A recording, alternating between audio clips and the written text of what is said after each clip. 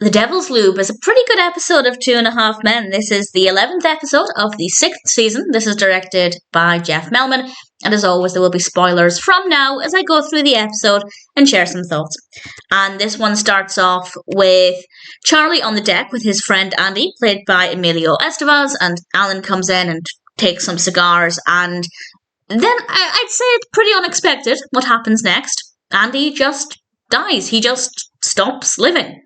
And it seems quite depressing, but we do get a bit of comedy out of this, particularly in the next scene where Berta's making some comments. She's surprised that Charlie didn't go first, and Charlie appears in the doorway of the kitchen and says, "I'm standing right here," to which Berta replies, without missing a beat, "But for how long?" And there are various comments like this from Berta throughout, which definitely helped to keep the mood up. But Charlie's really panicking because, as Berta had explained in this scene, Charlie has a similar lifestyle to Andy, and Andy is a similar age, so he's just dropped dead. What's to say it won't happen to Charlie? And Charlie is beginning to panic about this, so he goes to the hospital to get some tests done. He comes back and he gives Berta a gift certificate, and he realises, and I quite like this moment, he realises that he doesn't show people he cares about that he cares about them, and he needs to start doing it before it's too late. And I think there are some great lessons in this episode. First of all, if you live a lifestyle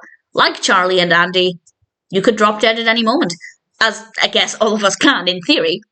And also, time is precious. Make sure the people you love know that you love them. Now, I'm not saying giving them gifts is the only way to do that, but this is what Charlie wants to do. He gives Jake a camcorder. He doesn't give Alan anything.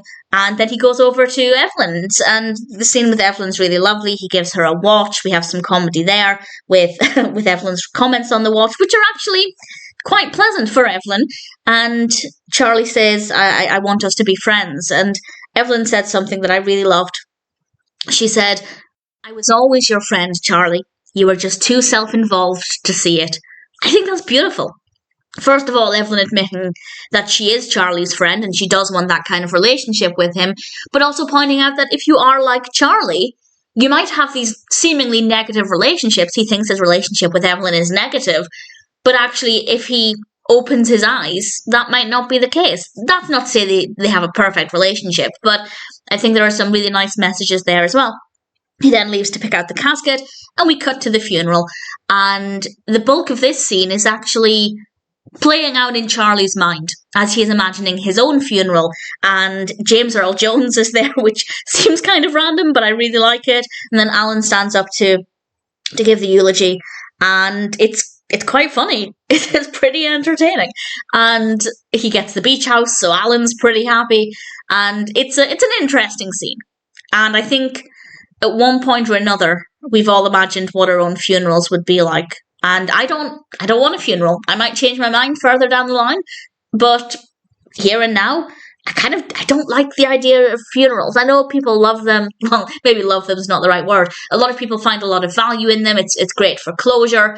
But for me personally, I just don't like the idea of everybody gathering to be sad and say goodbye, when for me, goodbye is much more on a spiritual level. Saying goodbye to a spiritless body doesn't really mean anything to me.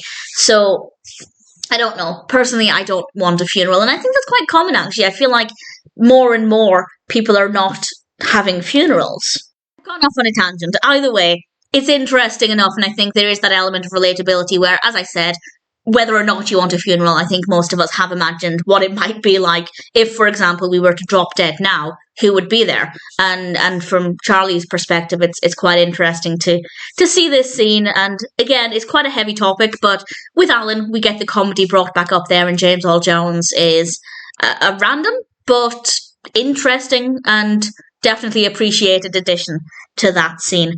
And we're then in the car with Charlie and Alan. Charlie is thinking about his life, and he phones Rose. And then Rose just drives up in the car beside him, which was very, very Rose. And we're in the house, and Charlie is talking with Rose, and he says to her, "Haven't seen you in a while," to which Rose responds, "Can't say the same," which I quite enjoyed.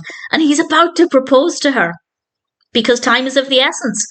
And then he gets a phone call. Before he can ask her the question, he gets a phone call from the doctor's office, or from his doctor. His tests are fine. which I don't believe. I don't believe would be the case, living Charlie's lifestyle, but who knows, maybe he's one of the lucky few, and he has no major problems. And he realises he was about to propose to Rose, but now he doesn't need to. Which another great lesson there is that if you do feel like time is slipping by, don't do anything rash just because you think it's the thing to do.